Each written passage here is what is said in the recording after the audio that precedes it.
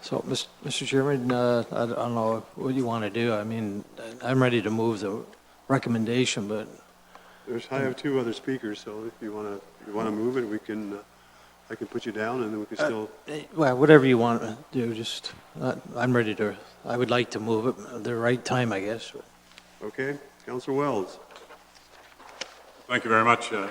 Chair. Mr. Chair, I know we're going to have the recommendation put on the table eventually, but I read this report, and I'm very concerned, not about the $25,000, but I'm very concerned about the last one that suggests that we may be looking at somewhere between $225,000 and $500,000.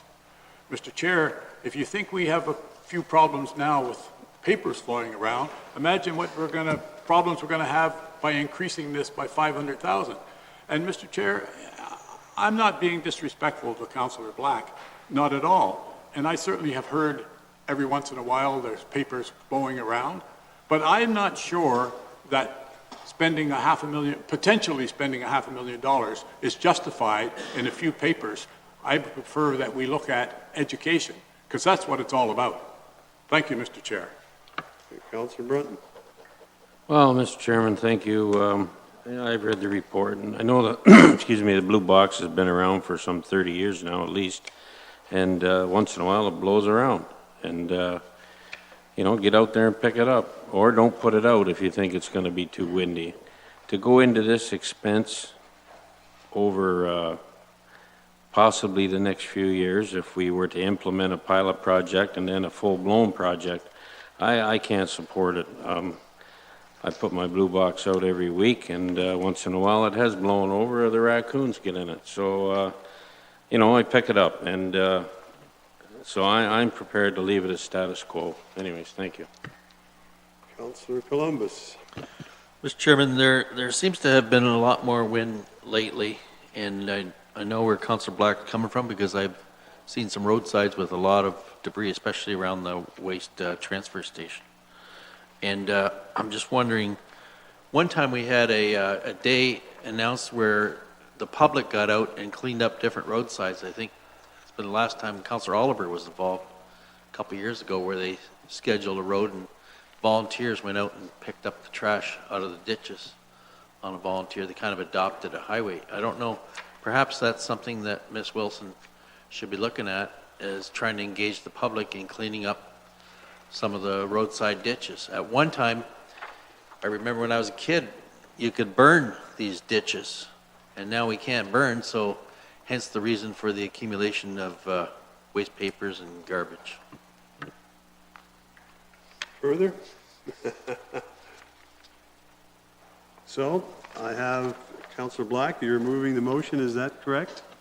Yes, and Mr. Chairman, if I could speak to it, and I mean, I have to say that I'm not too happy with the cost either, but in my preamble, I think everybody around the table here has seen it. I think there's a lot of people that are responsible that don't put their boxes out if it's really windy, or they make sure there's something on top of it. But then there's others that don't. And that's the stuff that flies all over the place, and it's even worse in the downtowns. And I did say this once before when I took my daughter to England, and we were staying at our cousin's place in Bristol. I sat there early in the morning and watched the garbage crew. There was 4 of them, the driver and three of them all got out and dispersed, and they picked up the recycle boxes, and they had this mesh on it. And I thought, wow, that looks pretty interesting. And they didn't seem to have any problem. It was good weather, and Bob's got a point that, in bad weather or icy, it's different. It's all covered in ice. It'd be a lot more difficult to take this mesh off. But at the very least, put the motion on the floor, and if it fails, and I kind of think it will, I'm hoping that maybe we can go back and put another motion on to look at the item 2 and 3 on the promotion and the increased bylaw. So we'll give it a try and see where it goes. Okay, well, Councillor Sonnenberg. I prefer to stick with status quo You can educate the people all you want, and the irresponsible ones won't listen. Responsible people take care of their garbage either by not putting it out on windy days or putting heavy stuff on top. But you can tell the irresponsible people what to do and how to do it and when to do it, and they won't listen anyway. So forget the education. Status quo works for me.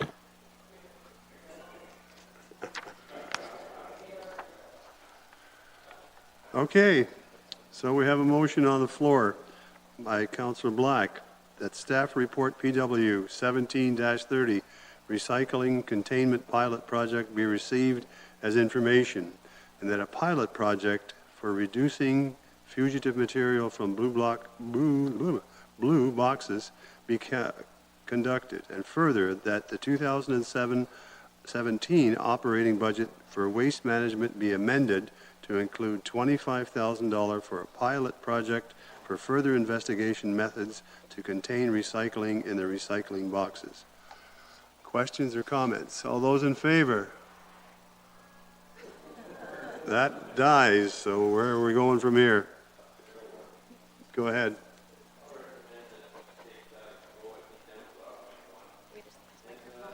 Can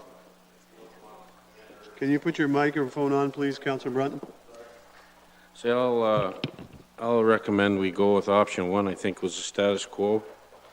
And if I may speak to it just Go briefly. ahead. Just, I have no problem if Mr. Fields comes in at next budget with a little more advertising. I'll leave that up to him, but I don't want to get into changing anything right now. I'm prepared to say it's status quo. So you're saying receive it as information? Yeah, The I think, first part of that? well, Okay. yes, that's right. Councillor Columbus. I will support the status quo, and I noticed there was this increase by law enforcement, but I don't think Mr. Beard's employees have as much time to chase these garbage papers and stuff out of the ditches, so he'd probably have to ask for more help. Thanks. Okay, you've heard what Councillor Brunton has suggested. Councillor Black?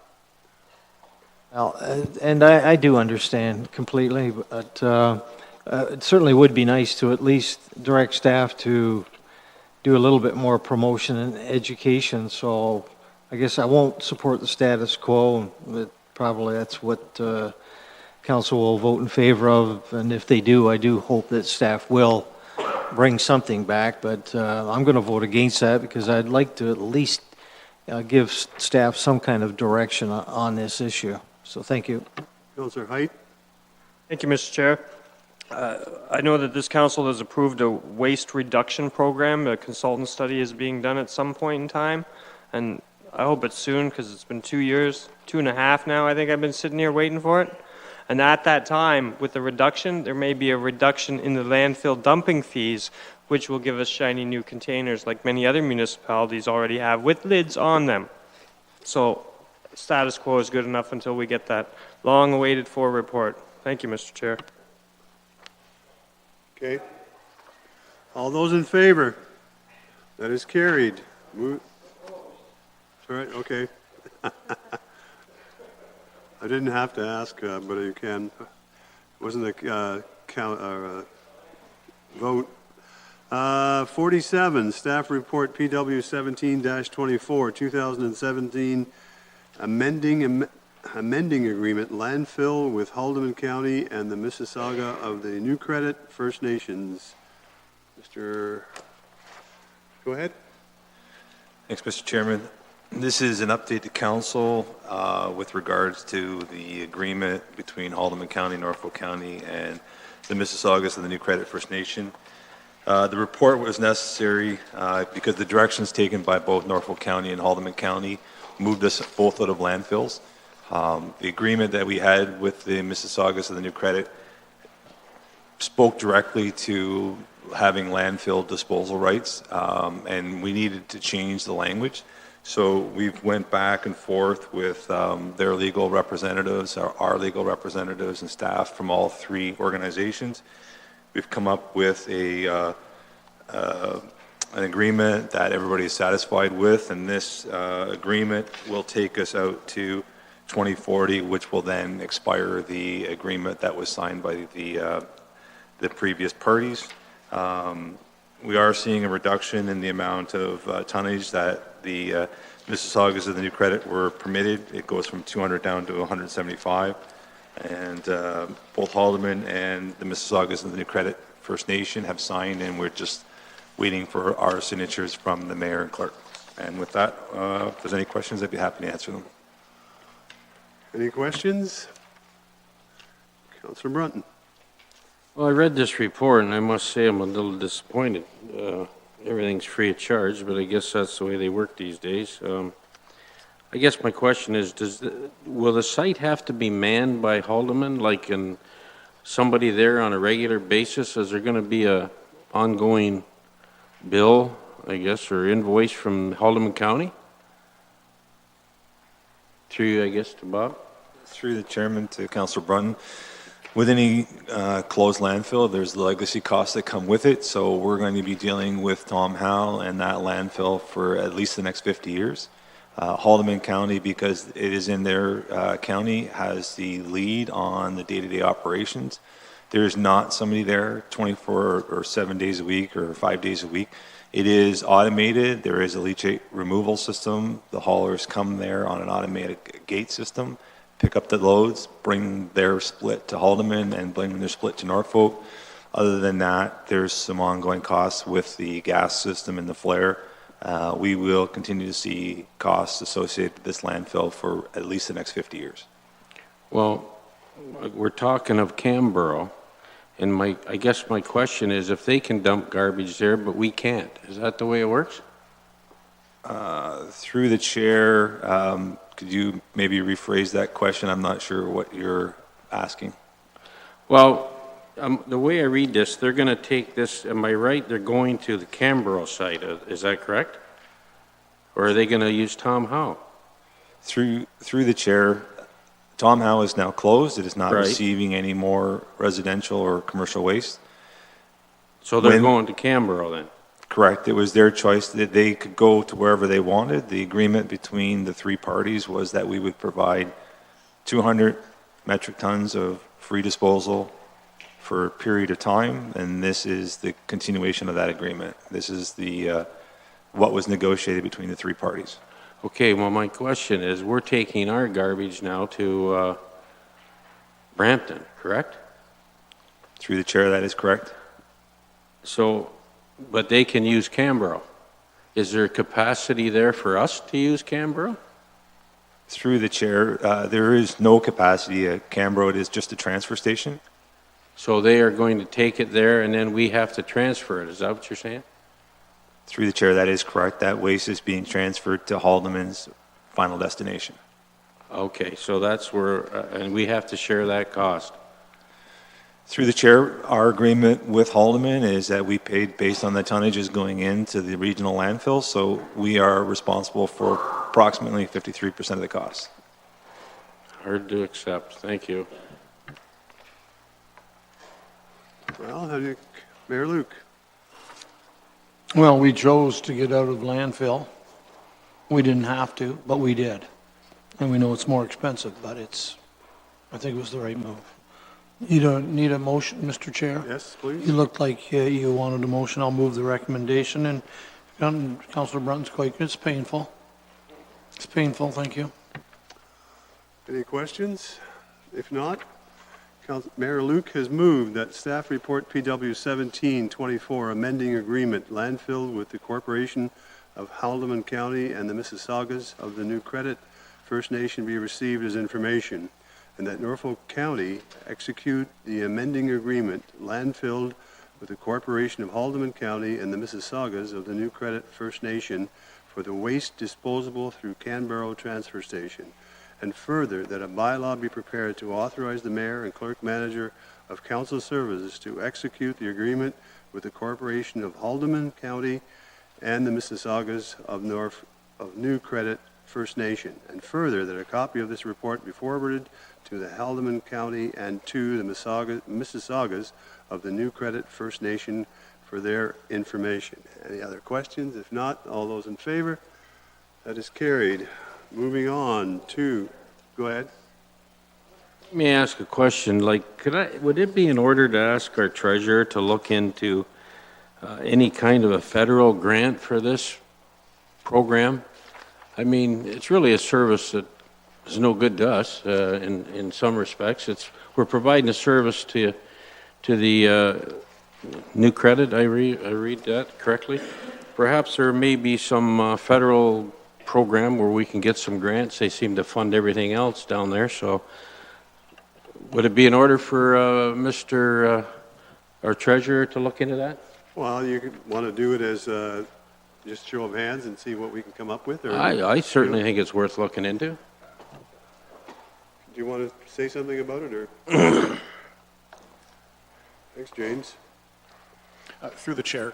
The finance department, as well as the operating departments that we all work together, and we try to, on a regular basis, we do try and find funding, like new funding resources and so on and so forth, as well as we get, AMO alerts, I guess you can say, through the emails, and there's always new funding out there provided by the federal and provincial governments. Having said that, we will definitely do a search for something along these lines, and perhaps I can send an email to council with our results. That's satisfactory. Great. Thank you very much. Yeah, that'd be great. Okay. That okay with everyone? Okay. Moving on to page 58, staff report DCS 17-35, 5-year official plan review draft policy report. Mr. Baird. Thank you, Mr. Chairman. We're joined here by Mary Elder, our policy planner, and Matt Rayners, our consultant. I'm going to turn it over to them, and they'll run us through the report. Okay. Thank you, Mr. Chair. The Grow Norfolk 5-year official plan review is definitely in the 4th stage. It's well underway. Since we were last before you in February, Matt Rayners, our planning consultant, has prepared a track changes version incorporating the changes that were in the issues and options, all the recommendations. There are a couple outstanding ones that I'll get to in a little bit, but staff has peer reviewed the work that he's prepared, made several suggestions. So we're before you tonight with the first draft of amendments to the official plan.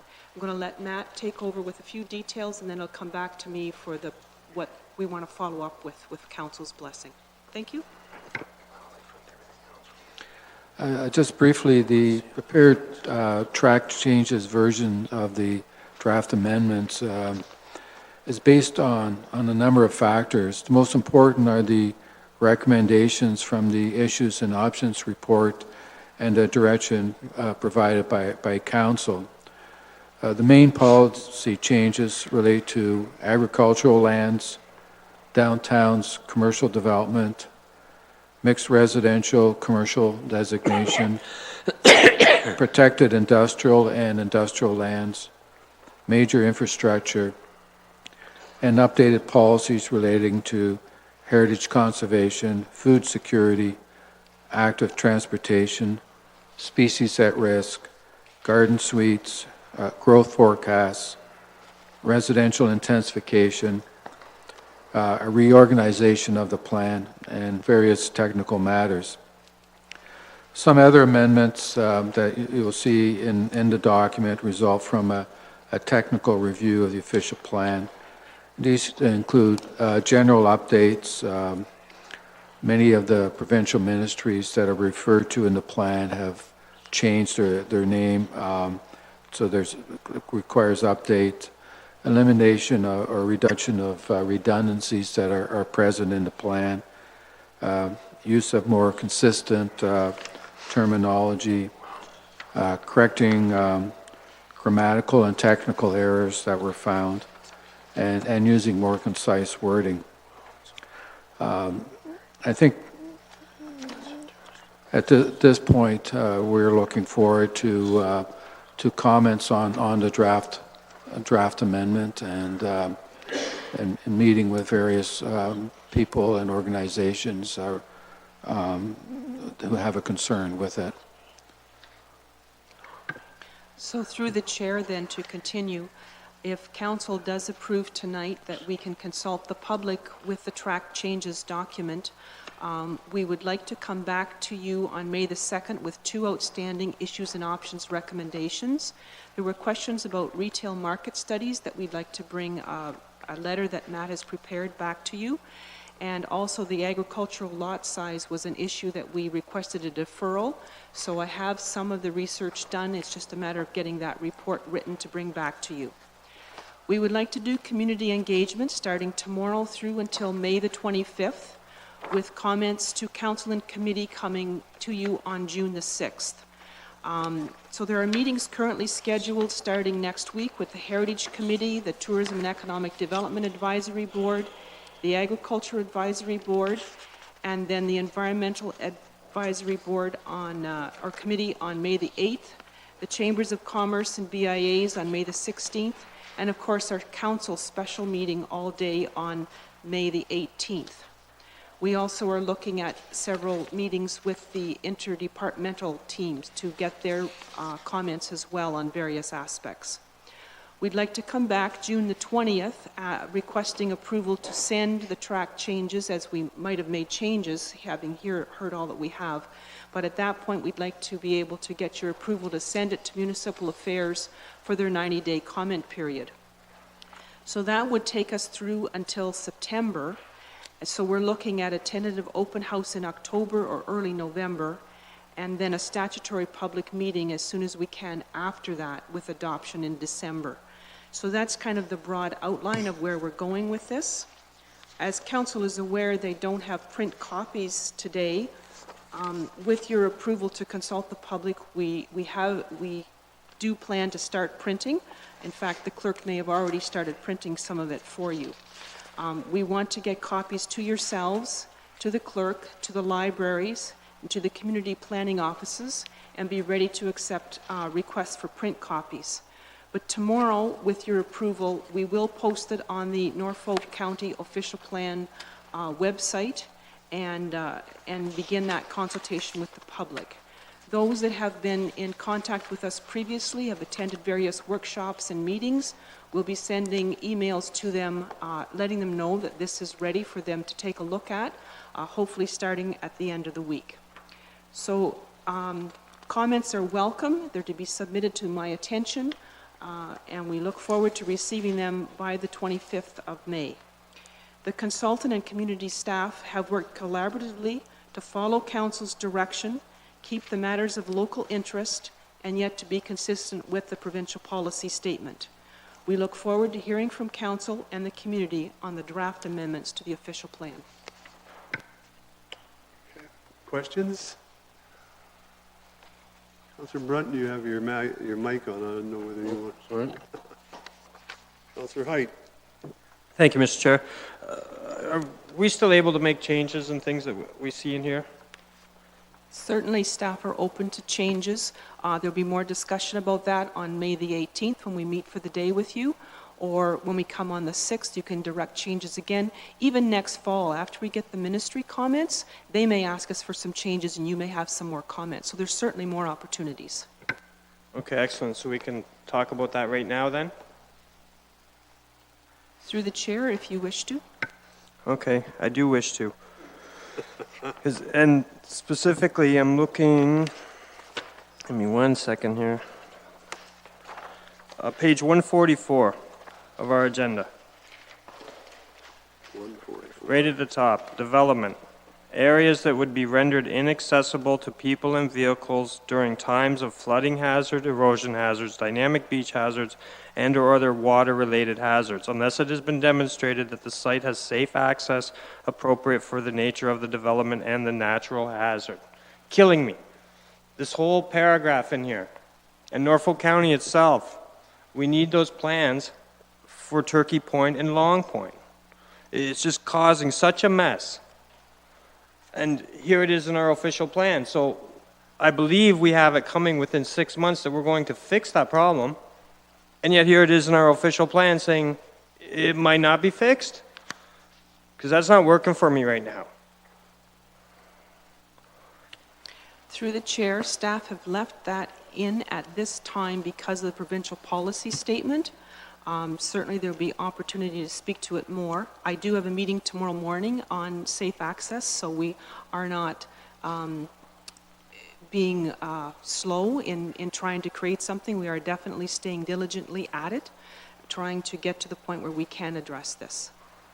Okay, please do. I do not want to see that slip through the cracks. I'm dealing with that every day, and it's annoying. Okay, next up is page 152, resort residential designation. Okay, in here it talks about basically like the Long Point area and the Turkey Point area, and how these are seasonal cottages. Mr. Barrett, how many are unseasonal cottages down there? And how do you even have the resources to have bylaw go and investigate it? Through the chair, I think the operative word is seasonal, that they're not necessarily intended as permanent singular residences. We don't define season. We know some people might spend the winter down in Florida. They may not even go in the summer and opt for the fall hunting season, that sort of thing. So it just refers to that it's not like a normal urban area or a hamlet where people live and reside year-round. Why not, though? That's my question. Why do we bother with that? The school bus comes down in Long Point. The garbage collection comes at Long Point. It has the same service down there, other than maybe leaf pickup. But Turkey Point's the same way. I'm sure maybe at one point Port Dover or Port Ryerson was the same way, where it was only seasonal, but now they've become, I don't know, permanent homes. And here we are living in the past, fooling ourselves.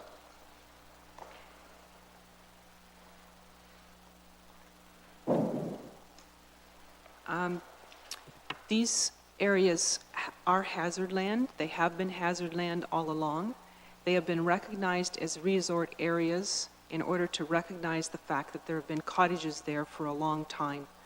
We want to let people continue to have cottages there.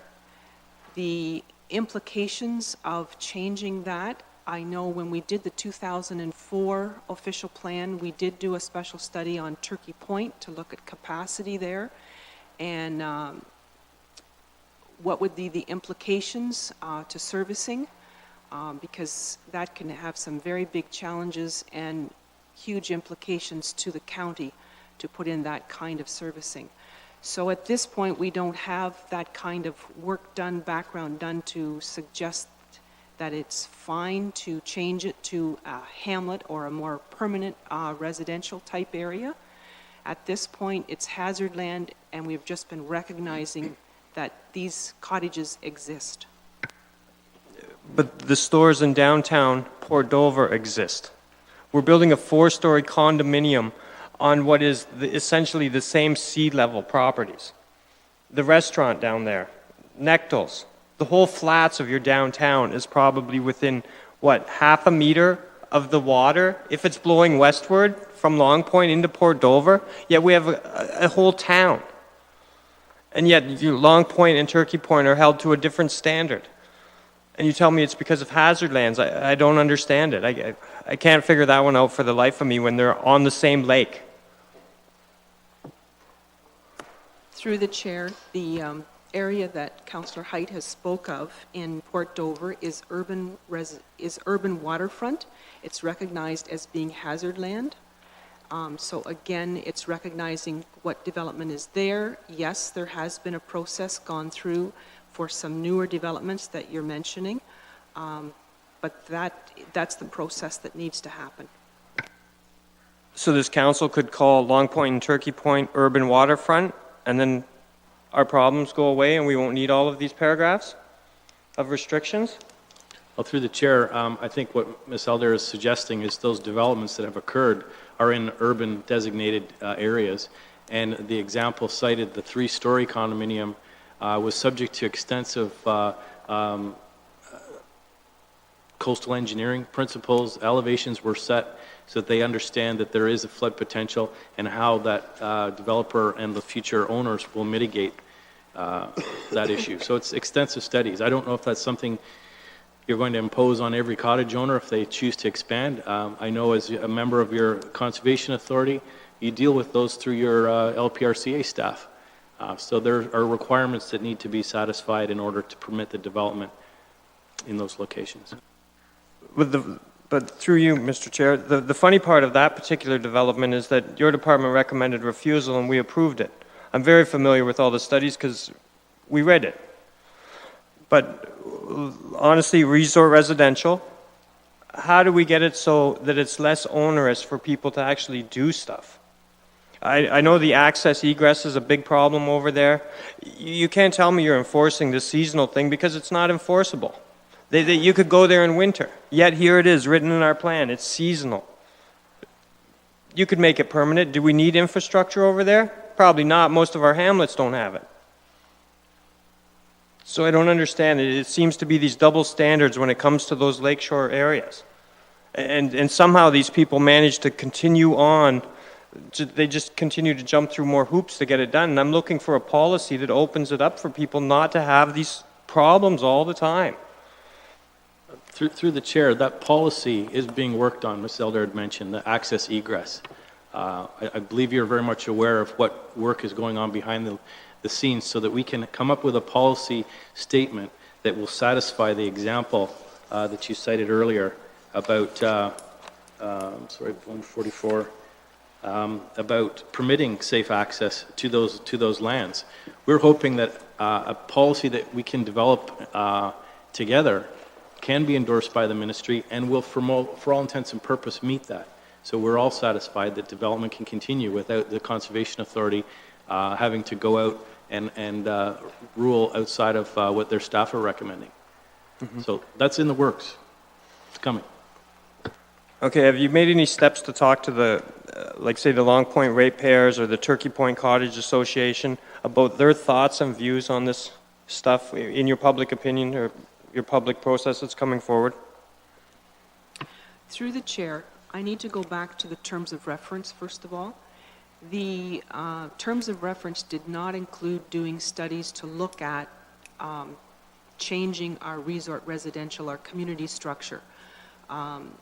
So that is something we need to be aware of too. At this point, to try and make big changes to our resort residential areas is outside the scope of the work that we currently have underway. As far as the safe access, staff is certainly taking a look at that and seeing what we can do on that point. Thank you. Okay, so my last question is, are we in a rush for this? Is there a certain timeline where the province is going to fine us if we do not have an updated policy? Through the chair, we are way behind in the 5-year review. We're way beyond the time on that. I don't think the province is going to come down in any manner like you suggest. We do have a consultant for a certain amount of time, and so there is an interest in concluding this project and moving on to other projects. Thank you, Mr. Chair. Councillor Brunton, then Councillor Columbus. Thank you, Mr. Chairman. I had a few things marked in here, but I'll wait on that. But I do have one page I'd like you to look at.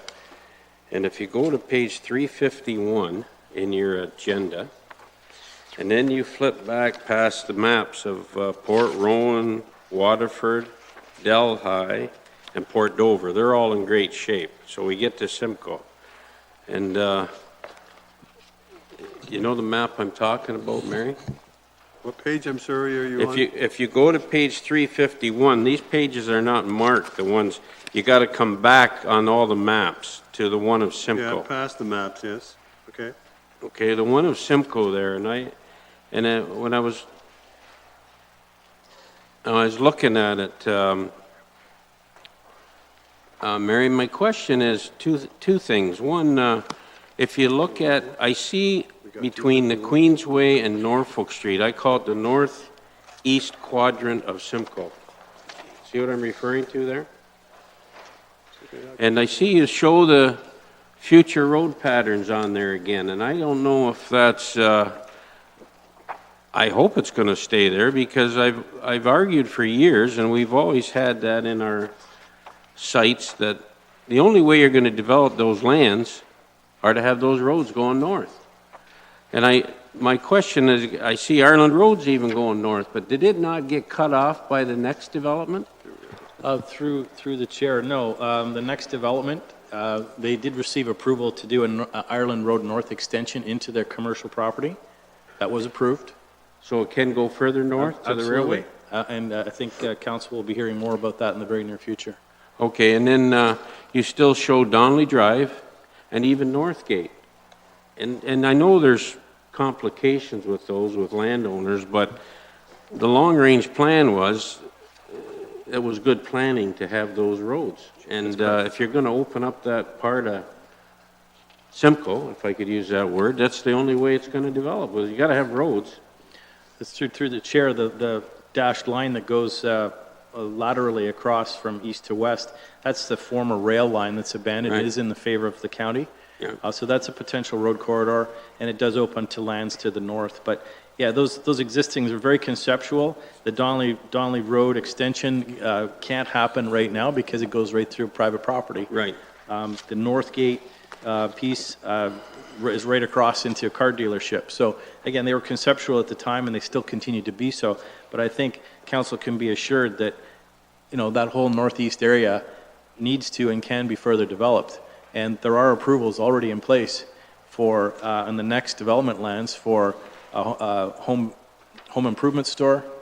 I'd mentioned the Ireland North extension and a major commercial entrance that will match up with the Walmart entrance there as well. So okay, that's all in place. So if I may, Mr. Chairman, through you to Mr. Baird, will you, with this document, if they are put in the official plan, the way it shows here, protect those during any future planning applications for those lands? Is that the general idea behind that? Like you said earlier, and I quote, somebody asked the question here, do we let a developer plan his own roads like Mr. Valley did with his plan? Well, to a certain extent, I would think you would, but is it not our job as a municipality or yours as staff to protect those kind of things in our official plan? Am I reading that right? Absolutely, through the chair. Those conceptual gateways were, I believe, Mr. Brunton, as former Public Works Director, you and we had spoken about that many, many times. Okay, so... And although, yeah, it's not necessarily that the developer drives the discussion or the county drives the discussion, we've made it very clear that we need to have some sort of public access into that, whether they take something along the lines as an interior commercial connection, you know, from Zellers and into those north lands. There's also, you know, the potential to the north. I think the coach lands in there. I think it's Prestige Industrial or something like that. We'll have to double check that. But with the rail corridor there, it's been a challenge because everything backs onto it as opposed to fronting. But it is, council can be assured that there are provisions for future development in that area. Okay, well, and you're aware that the roadway between Zellers and the superstore, that's all private property. That is correct through the chair. Yep. Okay, now, if I may, my next question on this map also, you show I take that's the urban boundary going around there, like it's a little bit of a hacked, that's the urban boundary? Well, I believe, and I may be wrong, and I'm going to look for some old map, but on the Evergreen Hill Road by Oak Street there, I was quite sure that the urban boundary came out more to the west in order to accommodate the natural land flow for gravity. And I thought, I might be wrong, and I'll look, but I believe the old official plan shows more of not a straight line coming parallel with Oak Street, but it comes out and around more, that takes in the contours of the land, if I might use that word. Mr. Chairman, we'll note that, and we'll go through all our mapping background. Because there are some farms there that were under the impression that they had land that was within the urban boundary. But I will look and see. Anyways, I thought I'd pass that on. Thank you. Councilor Columbus. Thank you, Mr. Chairman. Our consultant and staff have done a tremendous amount of work on this, and do have a few things I wanted to bring up, particularly with the agricultural thing.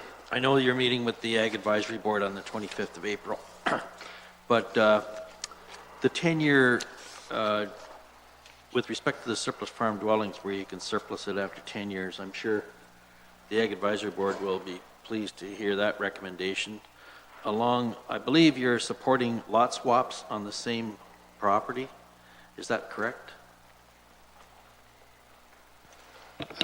There is policy supporting it, but it's subject to a number of criteria that are based on lot swaps that enhance the agricultural operation. If they improve the agricultural operation and meet the criteria, then it would be supported.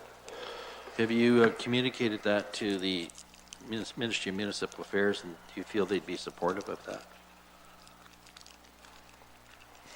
Staff have been in contact with the ministry. I am not sure at this point if the ministry will support it, but the principle in it is in favor of agricultural production, and we feel that there's an argument that we can make under the PPS in support of that, but that's something we'll have to see when the ministry reviews it at a later date. Okay, so I'm sure we'll really appreciate your efforts on that one. And the one thing I noticed in this report was specialty crop areas. It talks about being designated, Norfolk being designated as a specialty crop area, and that was something that the Ag Advisory Board did not want to happen, and I notice it's actually in the report. Can you comment on that?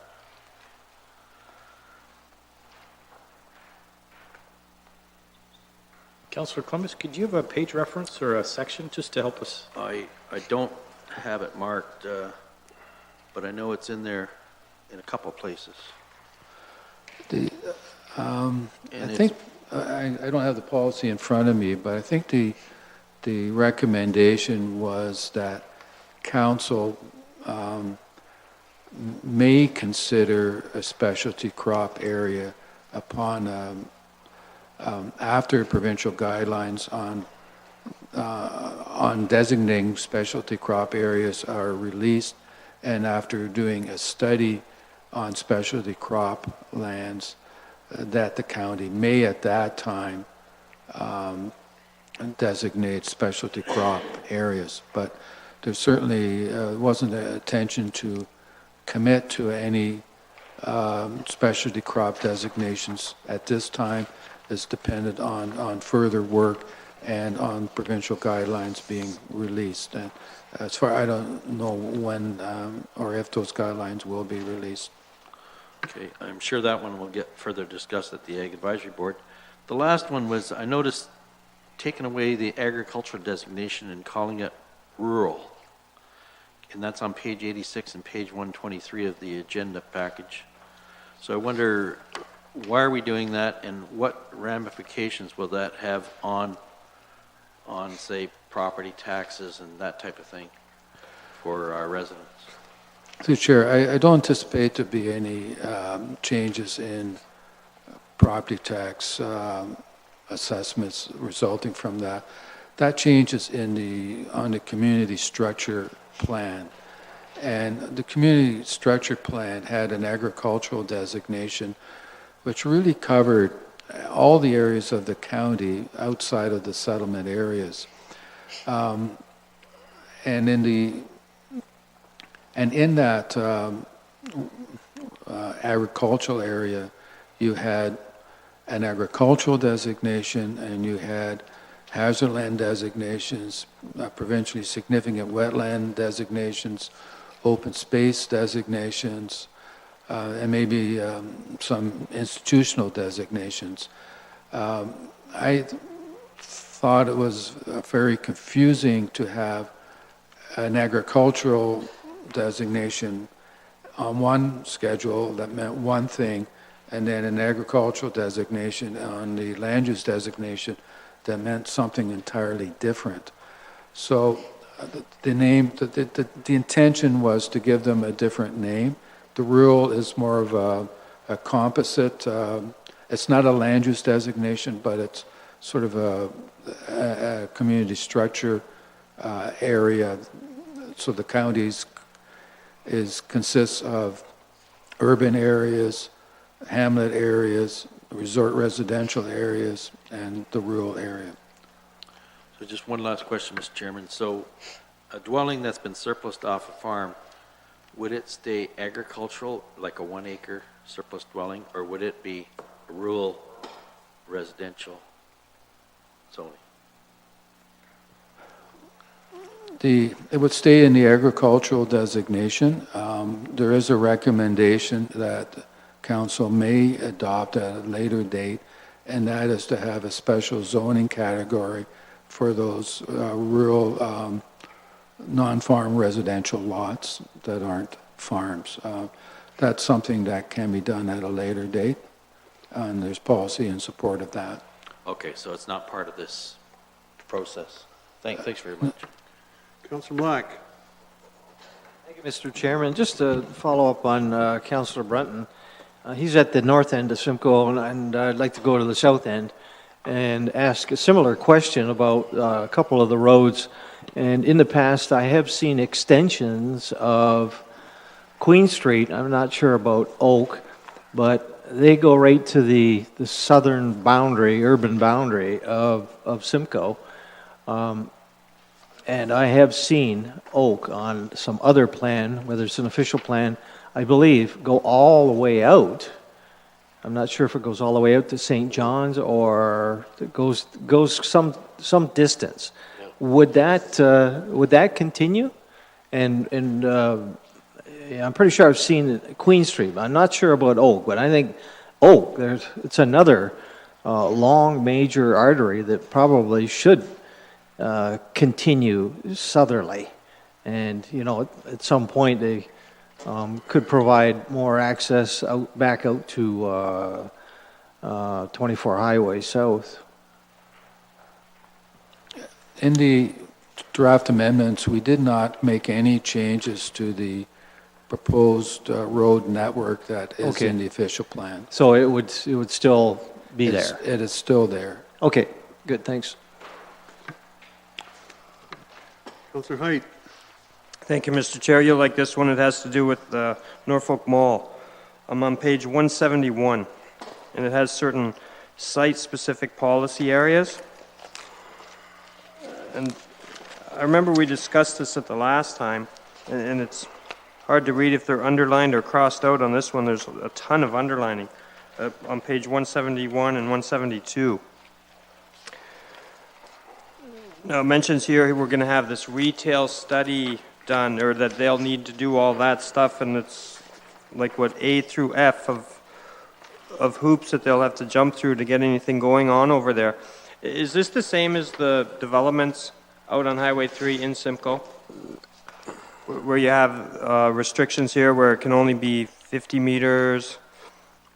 You got a maximum of 2335 square meters of commercial retail and 2 restaurants with a maximum of 465 square meters. We have to ask Tilsonburg permission for anything that gets done. Like, is that the same as number 3 on Simcoe? It's different in the Simcoe area. The Norfolk Mall designation was in a hamlet designation, and we're talking or recommending that it be put in the shopping center designation because that's what the site really is. We're carrying over the policies that were in the official plan. We're not changing them. The only change we're making is a minor change, and that's because we're looking at providing some flexibility for the shopping center developments to perhaps have some kind of high-density residential development if it can be appropriately developed on that site. We're not suggesting that for the Norfolk Mall because there are servicing issues there. The Oxford County planning staff, and I think the county itself, have stated that they are objecting to this redesignation. They feel that there's more, perhaps more of a restrictive policy regime if it's kept in a hamlet designation. But the Norfolk Mall is a much larger development than you would find in any hamlet.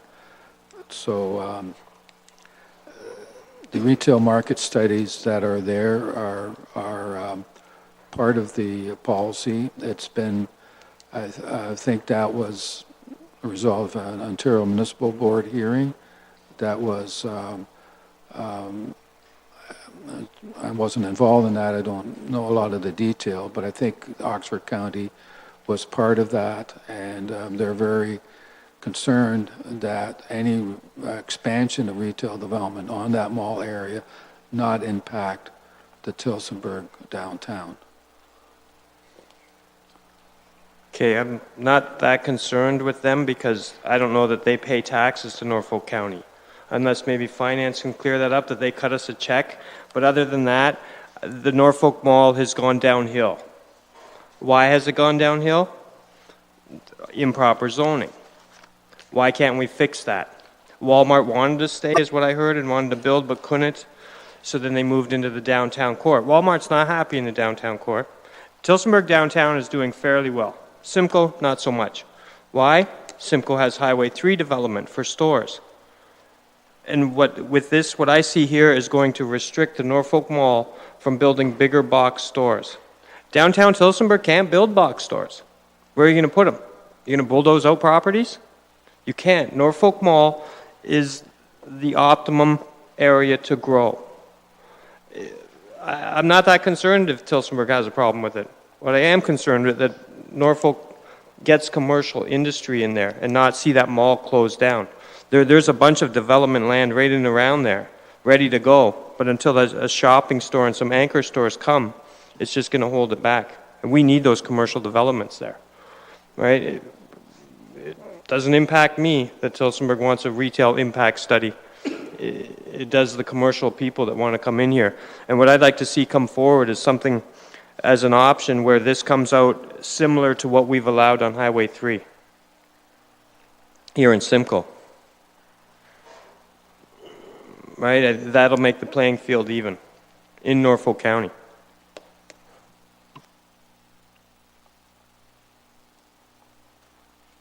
Through the chair, I was just noting that in Simcoe, it's the zoning bylaw that has all the details similar to what we're seeing here in the official plan.